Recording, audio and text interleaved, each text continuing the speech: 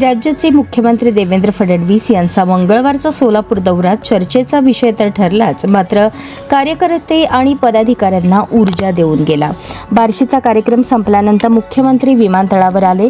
हरिभाई देवकरण प्रशालेच्या मैदानाकडे कार्यक्रमासाठी येत असताना वाटेत आमदार सुभाष देशमुख यांनी त्यांना चहाचे निमंत्रण दिले. ते स्वीकारून मुख्यमंत्री फडणवीस दुपारच्या वेळेस बापूंच्या निवासस्थानी गेले. तिथे कुटुंबाने औक्षण करून त्यांचे स्वागत केले. त्यानंतर फडणवीस, सुभाष देशमुख, मनीष देशमुख आणि रोहन देशमुख यांनी चहा घेत बंद दाराआड बराच वेळ चर्चा केली.